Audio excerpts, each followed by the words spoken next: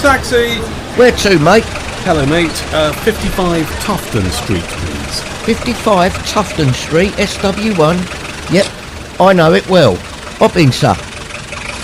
This is A Nation of Taxpayers, a weekly podcast from the Taxpayers Alliance. Are we 2 months away from economic disaster? That is the question we're going to try and answer on this episode of A Nation of Taxpayers from the Taxpayers Alliance. I'm Duncan Barks, your host. Alongside me, the creme de la creme from the Taxpayers Alliance. We have research guru Darwin Friend. Good to see you. Hello, Duncan. Welcome back to the pod. And our favourite angry young man, media man at the TPA, Will Yarwood. Hi, Duncan. Thanks, man. Right, there's a lot of stuff to chew over here. We're recording this literally an hour after the latest OECD report dropped, which has a lot of interesting stuff in there. I suppose the top headline is growth for this year, 2025, was predicted to be 1.3%, has been nudged up to 1.4%. Growth for next year, 2026, remaining at 1%. Initial reaction to this? Well, I think my initial reaction is obviously this is not great, but unfortunately, Duncan, our esteemed Chancellor of the Exchequer, Rachel Reeves, thinks this is absolutely fantastic news. Let me read off what she said. This is a direct quote. This is her reaction. This is direct quote from the Chancellor herself. These figures confirm that the British economy is stronger than forecast. It has been the fastest growing of any G7 economy in the first half of this year. So she's celebrating a 0.1% increase in the forecast as a proof that her plan for change is working. I mean, how much more delusional can you get? Well, that's just depressing, isn't it? Yeah, I mean, it's completely dismal. I mean, the fact that we've gotten to this stage in this country where we're welcoming 0.1 percentage point increases in growth is just frankly depressing. And this is a government that initially came in saying they were going to boost growth. How many governments have we heard that from recently? But then all the actions that they seem to be doing do the complete opposite to that. Is there anything else in her quote where she acknowledges that she must try harder, or is it just this kind of like, we're fully on track and my plan is working? Well, she said this is in every single quote / press release Labour do. They say, but it's still not good enough, and that is why I'm determined we must deliver our plan for change, and of course capitalise as they always do, which for some reason really irritates me. But that's their just reaction to anything. Any type of figure that comes out, they usually go, oh well, this is good, but it's not good enough, and therefore we're going to recommit our plan for change. It's like ChatGPT's just doing their quotes over and over and over again. Yeah, it's not just that though, but it also just there seems to be the sense that now exists, which is, well, not doing very well is all right, if that makes sense. This kind of like, could be better, but this doesn't seem to be any aspiration there. We're in the post-war period once again, where it's sort of like we're just managing decline in this country. And I know they've got the gates in number 10 to protect the Prime Minister and the Chancellor from the public. It seems to be protecting them from reality at the minute as well, because these figures are constantly depressing for everyone else in the country to read. But it seems to be the Prime Minister and the Chancellor are completely happy with the record that they've got so far and where the country's going. And frankly, I don't feel that they understand what the real experience is for taxpayers across the country right now. Do we also think that this kind of reaction is partly due, and we have talked about this on our podcast, to the fact that cabinet doesn't have any business experience, right? So you could actually just say, here's a banana, and they would go, oh, it's a nice banana. And do you see where I'm coming from? There's no one there who's run a business to any great extent who understands how to make enterprise work and actually give a return effectively to shareholders, or in our case, to taxpayers. Yeah, I completely agree. I mean, to go back to the OECD stats, talk about business specifically, business confidence has fallen yet again due to fears of further tax rises. And actually, there's been 50,000 job losses, right, over this period. And a lot of that is going to be put down to Rachel Reeves' increase in employer national insurance, which has caused many small businesses to either not give employees the pay rise, invest in extra stock, invest in other places, but also has just caused many of them to either just cut their staff or roll back on their expansion plans. And then she's surprised why there's no economic growth. Well, you just attacked the very people who provide that economic growth in the first place. And I feel it's like we've said that argument a million times before, and this is not the first time I've said this, and it's certainly not the first time Darwin said it or heard it before. But it feels like when you say this stuff over and over again, it seems that even people in sort of higher economic circles, and we'll get around to some other people and other groups in a moment, it feels like they just either don't understand or actually they don't care. I'm not sure if I'm right to feel that, but it just seems like they don't seem to understand that point. But I think that's a fair perception, because for the few people I know who run businesses, and I probably know about half a dozen, they actually feel that the government don't care. Yeah, and I wish it was, like, in a way, I wish none of this was happening, obviously. But if it was just businesses that were withdrawing, you could say, okay, well, that's one part of the economy, an extremely important part, which the government should care about more. And you see, I mean, what they've done with inheritance tax as well, despite all the logic saying that this isn't going to work, it's not going to raise the money that you think it will, it's just going to make people's lives harder. They're just doing it for pure evil ideological reasons, if we're being honest about it. But then also, if businesses are withdrawing money, but they're not the only group, pensioners are withdrawing money as well. We've looked over some statistics recently as well, which has shown that pensioners are withdrawing their pensions quicker because of the fears that that the government are going to tax them more at the upcoming budget. And I think it just draws us back to the constant message from this government, which is any problem they have, they think they can tax their way out of it.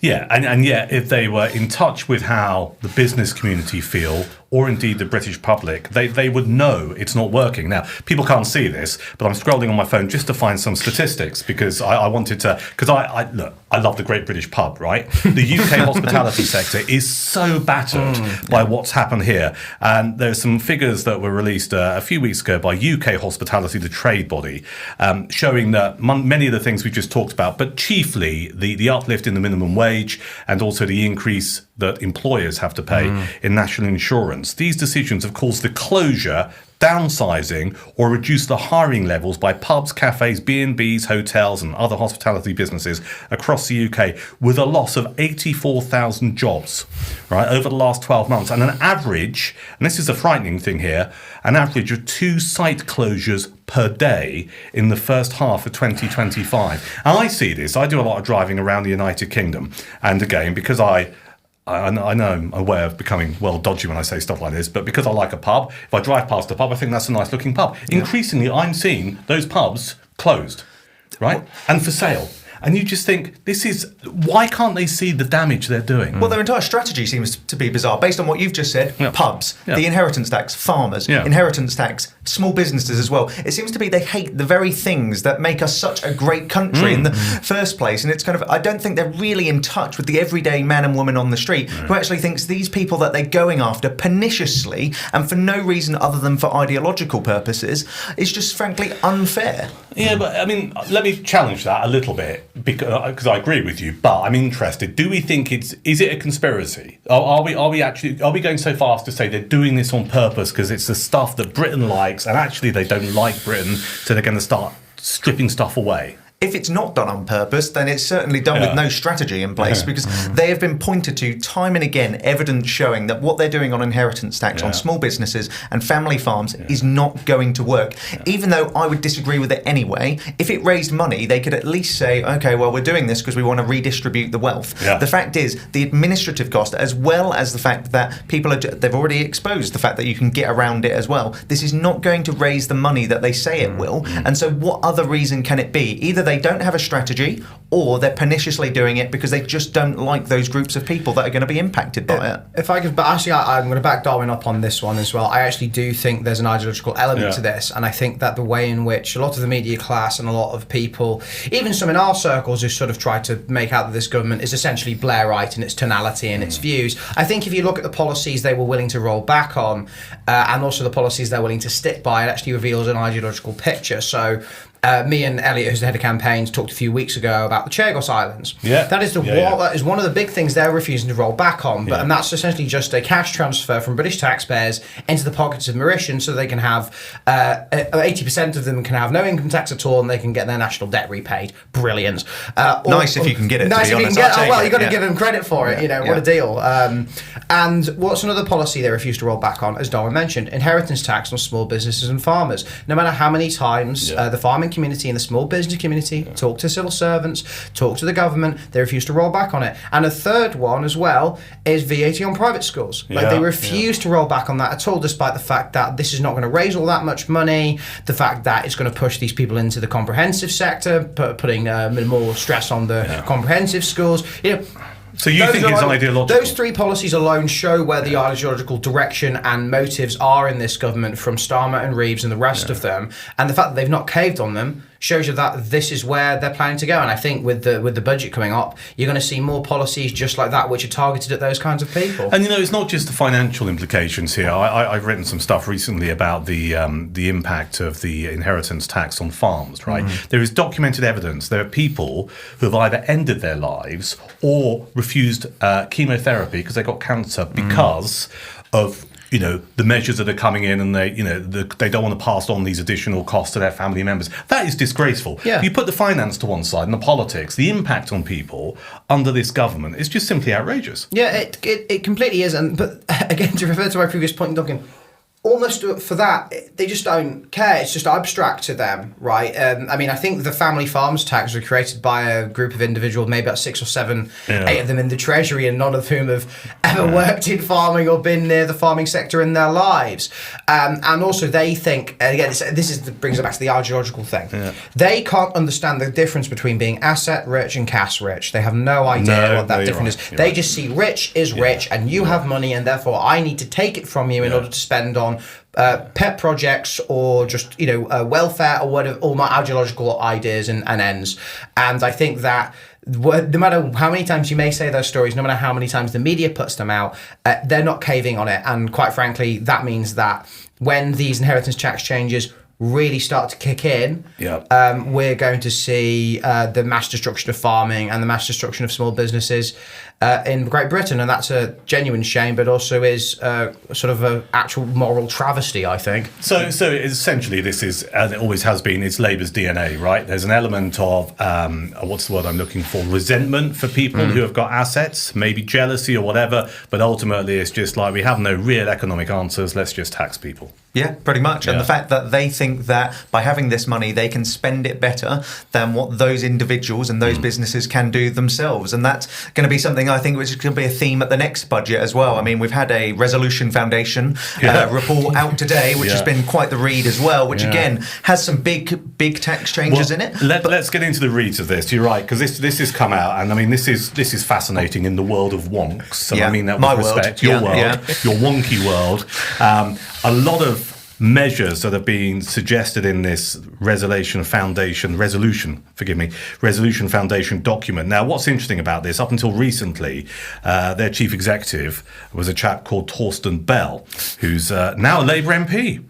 Who would have thought it?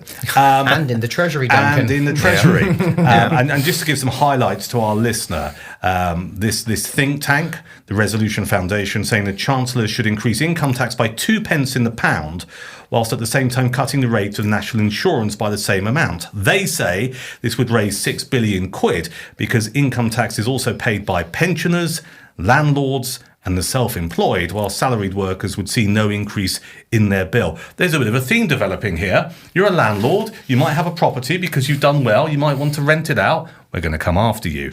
Pensioners who have been prudent throughout their lives, we're going to come after you. And who else is going to be hit by this? The self-employed, people who take on the responsibility to try and earn a crust by running, as a sole trader or a small business or whatever. Do you think that the Chancellor is that desperate she's going to adopt some of this? Well, this overall package they've got, I think she most likely will, because she's got to scrape some money together somehow because of the black hole that she's put herself into. And I mean, to be fair to the Resolution Foundation on that proposal you just outlined, Duncan, it's not all bad. Like, the Taxpayers Alliance has obviously called for in its single income tax report for there to be a single income tax to abolish national insurance. So the idea of cutting national insurance and then putting it on income tax, it's not necessarily all bad. But as you say, I think the overall problem is the fact that all of the Resolution Foundation's proposals in their report are tax rises. Yeah. There is not a single spending cut in there, and this is when we have a spending burden which is rising year in, year out, and that doesn't matter whether we're in a crisis or not. I mean, to give you a few of the other tax proposals that they've announced as well, they're going to lower the VAT threshold for smaller businesses from 90,000 to 30,000, so they can pay more income tax and they can also pay more VAT and have to register for VAT let's talk as well. About that, because I mean, all right, a little bit of self-interest here, but I mean that you would just go, what is the point? What is the point of me? trying to run a business or be a freelancer or a sole trader when you're going to kick in VAT at 30 grand? Right? Yeah. What is the point? You might as well just go and get some job in the public sector and put your feet up for the rest of your life. So their argument is basically that there is an enhanced tax gap in small businesses and paying corporation tax, which is apparently about £15 billion a year. But this reduction of the VAT threshold is only going to raise £2 billion a year and cause immeasurable damages. I mean, you partner this with the Employers' National Insurance hike, the Employment Rights Bill, which we haven't mentioned, the minimum wage hike, and of course the inheritance tax changes. I mean, is there going to be a single small business left in Britain if she adopts these changes? There would be no incentive. But I think this just draws back to the point that we made earlier, is this is just perniciousness once again. This is a government that came in, as I said earlier, wanting growth, but then they're doing all of the things which are going to damage it. The whole point of having a threshold, which perhaps doesn't mean that all businesses have to register for VAT at the start, is to encourage that business to grow and expand and employ people. If you lower it, it does have the potential risk that, as you say, people just will not bother to do this at all, because the administrative burden, the cost burden of doing so will be too great for the risk. I mean, we've done a report earlier this year on the tax on entrepreneurship, and it shows the amount that you're actually paying as an entrepreneur over your life in return for each pound you ultimately end up investing is over 90%. I mean, we need to have a government which is encouraging these entrepreneurs. We want to encourage people to take risks, because that ultimately means that they're going to potentially come up with new things, which mean Britain is a leader in those areas, but also they provide jobs, which the government should actually be able to think of second order and third order consequences. Those jobs pay tax, which help fund the spending that they want to commit. And it's not just about employing people, because I can tell you, having run or been involved in a few small businesses in my past, the ripple effect is vast. So, if you've got a couple of people and you need some laptops, what you tend to do is you actually go to, this is what I used to do, you go to a local operator, a local shop, for example, an independent one, you cut a deal and get a couple of laptops. That supports the local community, that supports his business. And the ripple effects are vast. It's not just about employing more and more people. Again, you see, Darwin, it comes back to this thing. Are they doing this deliberately? Or is it just because they haven't got a bloody clue? Well, if they did it deliberately, at least I'd have the confidence they had some sort of plan at the end of this. But the fear is that I don't think they do. I think they're just going from day to day, thinking what keeps them going and avoids a general election having to be called. And the thing is, it's not just the impact on small businesses that could be caused as a result if they followed up these Resolution Foundation proposals. We're also back to an even bigger nanny state once again, because we're going to increase gambling duties, which is going to raise £1 billion. We're going to create not just a soft drinks industry levy, which we already have, we're going to have a sugar and tax and salt tax as well. And once again, it's just a big hand of the government saying, we know better than you, we don't like what you're doing as an individual, so we're going to tax it to prevent you from having it in the first place. And that means my bag of Walker's ready salted crisps, right? Either Walker's are going to put the price up to absorb the salt tax, or even worse, they're going to reduce the amount of salt in there to avoid paying the tax in the first place. Either way, my bag of crisps is not going to be what it was. But one thing, to go on that point, exactly, I think that it's the brashness in which the Resolution Foundation blatantly admits that, yes, this is an anti-state proposal, because they said this would help with the government's health mission, with the salt element alone estimated to add 6 to 1.8 months to 0.6 to 1.8 months to UK life expectancy. So actually, we should be thanking the Resolution Foundation for this proposal, because they want to make us live a little longer so they can allow the government to tax us a little longer. But I mean, with them. Also, but the people miss about sugary drinks, taxes, and salt taxes and things like that. It always affects the people that these people purport to represent, right? It's the people on the lower incomes, right? It's not just like people like, you or myself, Duncan, who enjoy maybe, a few packets of Christmas and biscuits and a Fanta. No, never touch the biscuits. It's the crisp. The crisp are the downfall. Crisp are the downfall.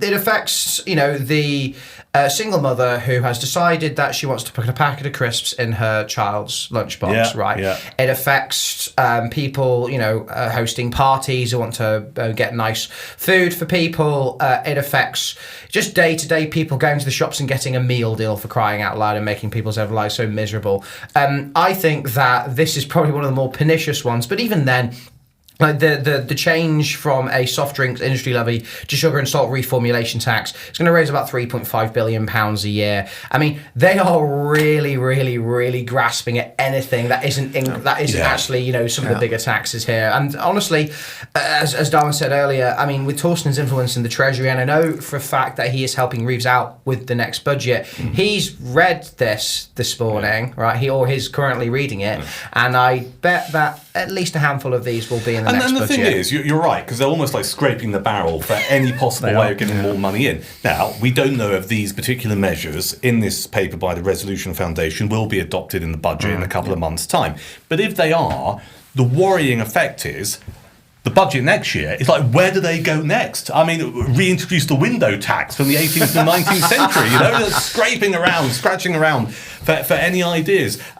Is there anything else that we need to cover? Oh, there's a proposal on taxing long-haul flights. So, you know, if you save up and you decide you want to go on a holiday of a lifetime with your kids to Disneyland, I'm guessing that's another few hundred quid you're going to have to find. Yeah, brilliant. I mean, we did a thing on air passenger duty a while back, and we're just pro-abolishing it in its entirety. But that's just a straight-up tax on fun and holiday and pleasure.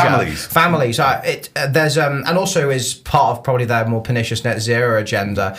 I mean, hilariously, Duncan, there is a group in the United Kingdom who's not only pro-increasing air passenger duty and levies on flights, but is completely in favour of abolishing flying in its entirety because they believe it is one of the most damaging things for the climate. And a friend of ours who we've met before, Max Marlowe from the Adam Smith Institute, was on TV with one of these representatives. And Max's point was basically saying, well, what if I want to go to Australia? And her response is, well, I don't want to go to Australia. So you shouldn't be able to either. And therefore you shouldn't be able to either. The completely bizarre thing as well is, I mean, I've obviously got a vested interest in this. I've got a brother who lives out in Australia. Right. It's not just about fun sometimes. It's about the fact of, what if I ever want to go and see him for something like that? I mean, should I not be allowed to go and see family without having to be taxed at an extortionate level? You are going to contribute to the destruction of this planet. I just think, again, this just screeches back to what we were saying earlier, which is the fact that the government does not see the human side, or the moralistic side behind any of this. All they see are faceless people who are just raising individuals who they can squeeze as much as they possibly want out of, so that then they can just feed their spending addiction even more. I think one thing we need to talk about as well, Darwin, is actually not just the tax rises, because we talked about tax rises and obviously we mentioned there's no spending cuts, but I think it's important to quickly talk about the ONS public sector finances data we got last month, because this is an area that me and Darwin are very interested in, which is borrowing and debt. I can see him smiling over there. He knows how much I get riled about this kind of stuff. Because you mentioned it's in Labour's DNA to tax people, but it's also essentially in their DNA to borrow an absolute ton of money and then make sure that, you know, future taxpayers have to pick up the cost of it. Blame someone else. I mean, to go with the top line figure, borrowing in August 2025 was up £18 billion. That's up from £3.5 billion from August 2024 and is the highest August figure, get this, in 5 years since the pandemic alone, which takes the total borrowing, drumroll please, for the beginning of this financial year from April to August 2025 to £83.8 billion, which is the second highest on record after 2022. So no wonder they're looking for tax rises, because actually the way they've been maintaining this, and actually, to be fair, a lot of this borrowing has actually just gone on servicing debt interest alone. So they're borrowing money to service debt interest, which means that they're going to have to borrow more money in the future to service more debt. And there's this endless doom loop where you're essentially just borrowing money to pay debt interest. And no wonder they want to raise taxes, because this borrowing situation is getting towards 100%. I mean, public sector net debt is getting towards 100% of GDP, which was last seen in the early 1960s. Well, you're quite right to be really concerned about that. And something that I picked up, which usually goes a little bit understated in it, was the current budget deficit as well. So for our listeners, that is borrowing to effectively fund day-to-day public sector activities. And in August alone, that was £13.6 billion. And that takes the current, for the financial year from April to August so far, current budget deficit to £62 billion. Now, that's 13.8 billion more than last year. But the real reason why people should be concerned about that is because Rachel Reeves has these two golden fiscal rules that she always likes to go on about, and she can't possibly break them. Well, one of those rules is that the current budget should be in surplus, meaning that they're only borrowing for investment spending, not day-to-day spending. Now, that figure is rising and rising, the current budget. It's getting worse for her, not better. Yeah. It is so fundamentally depressing. And the politics of it are just absurd because theoretically, given the stonking majority that Starmer achieved in July 2024 and getting into Parliament, he should be able to get certain things through without any problem. And we all remember the recent backbench rebellion when, he tried, and Liz Kendall, the welfare secretary, tried, and a little bit of Rachel Reeves tried to reduce the amount they were going to increase welfare spending by. Some people call it a cut. Others just say, well, actually, they were just trying to reduce the already planned increase. And of course, the backbenchers waded in, and literally he bowed down in front of them and gave in, which politically is just absurd given the massive majority. So that is a very real life example. Anything they try and do regarding reducing spending, it's never going to get through. No, it's not, because again, it's not. I think various backbench rebels said I didn't become a Labour MP to cut welfare spending. But I say, look, when reality hits you in the face, you need to get real, basically. You need to recognise that Britain's welfare bill, disability and health benefits alone are going to reach over £100 billion by the end of this decade. It's unsustainable. But that's the whole point, is that how can these people look at that stat and say it's sustainable? And actually, maybe the reason, this is really cynical, but I did hear this exactly. I think one of the backbench rebels, it might have been Maskell, it might have been someone else, who, by the way, Rachel Maskell was chewed up by the whips, and she was suspended from the party very briefly, and she came out of the whips office crying and was just like, oh, why have they done this to me? And I was like, well, you sowed the wind, you eat the whirlwind. Starmer is a ruthless so-and-so, if not, so if you do mess around with him, he will kick you out. One of the backbenchers said, when someone said to them, but how are we, how are we going to afford this extra £5 billion? And one Labour backbencher said, what, it's only £5 billion. Yeah.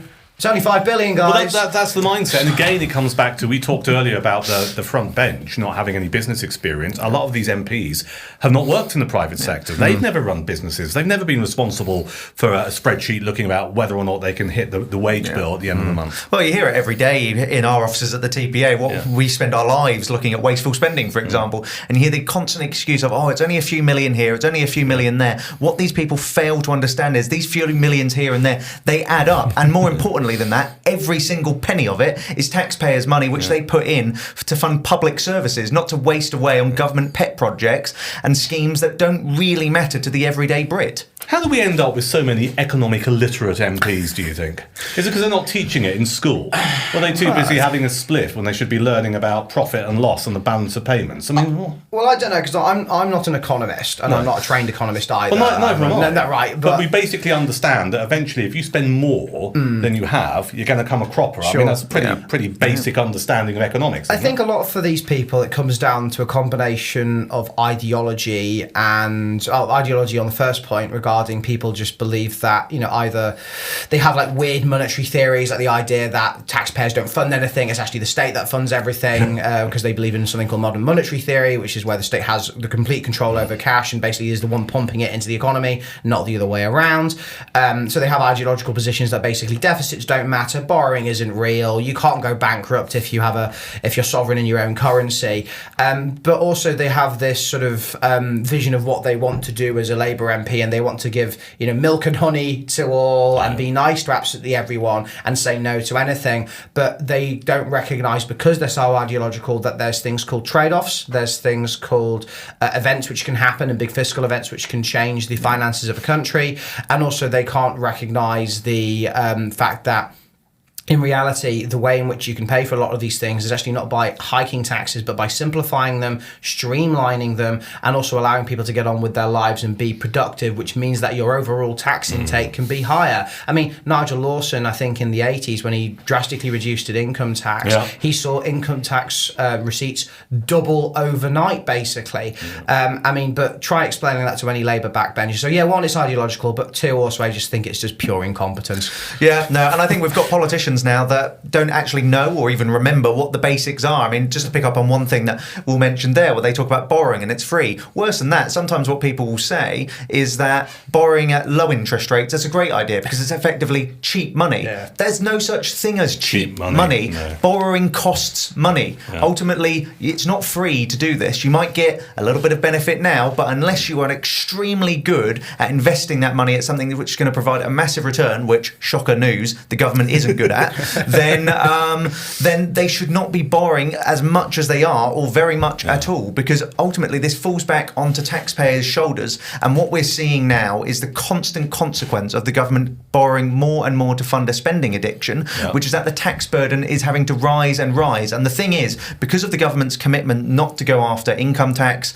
VAT, or employer or national insurance, unless it's employers, of course, then what they're doing is they're having to go after pernicious taxes such as those that we've discussed here, whether it be gambling duties or sugar taxes or capital gains tax, all these second order taxes which avoid the big sweeping ones that we all pay as taxpayers. And so what they actually need to be doing is shifting their focus away from the Resolution Foundation's proposals, which are for ever more taxes and increasing the burden on all of us, and actually switching their focus to spending. And now you can say to me that's not realistic, but there are opportunities out there for them to cut spending if Keir Starmer and Rachel Reeves have the backbone to actually see their backbenchers down. And I think if they did that, they'd actually get support not only from some of their backbenchers, but from the other side of the House as well.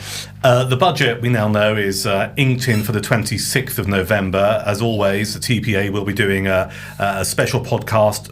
The moment Rachel Reeves sits down, we'll sit in here, we'll record it and get it out as soon as possible and give you our reaction to her budget. Darwin, just a off-the-cuff question here. What's the one thing she should do on the 26th of November? It's a really good question. The one thing that I would recommend her to do is, as I've just said, switch to spending. Something that I would really suggest her doing is starting to look at some big ticket expenditure items that she could actually start to reform. Now, it may not be achievable, but I think we need to start having politicians which have backbone to actually cut spending. And one area I think that she could potentially look at is the triple lock, if I'm being honest. And I think this isn't saying abolish the triple lock or means test the state pension. What I'm saying is, if she switched that to an inflation lock. So the state pension will still rise by prices, which is ultimately fair. But what that would actually do is, if that had been the case since 2011-12, the financial year 2011-12, that would mean that the state pension would be costing £10 billion a year less than it currently does. Now, you may say to me, Duncan, that's unrealistic. She's not going to do that. But I think we're now getting to a situation as a country where all of the economic forecasts and all of the figures are showing we're in a spiral downwards. And if she doesn't start taking bold decisions, then she's not going to have long left in that office.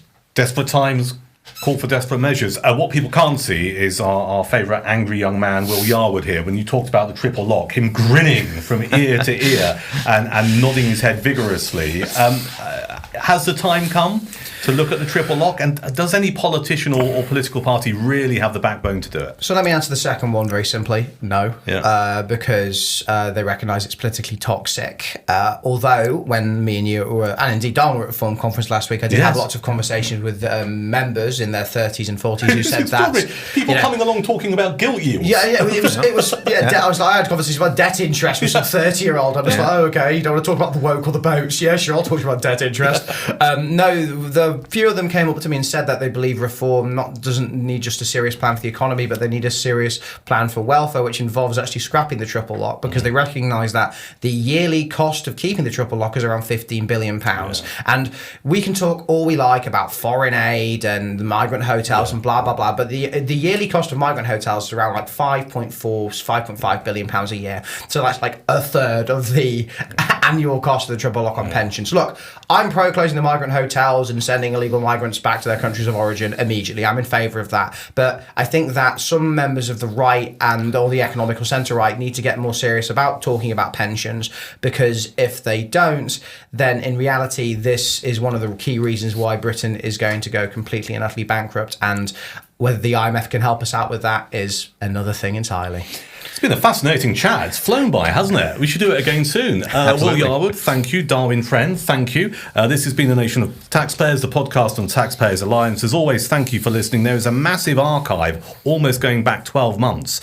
Weekly episodes talking about all kinds of issues. Go and have a look. Apple Podcasts and Spotify, also on YouTube as well. And you'll find some great interviews with MPs and peers and free speech advocates and loads of other people. Do us a favour. Please support this podcast by sharing it with like-minded souls, and you can always drop us an email. The email address is podcast@taxpayersalliance.com.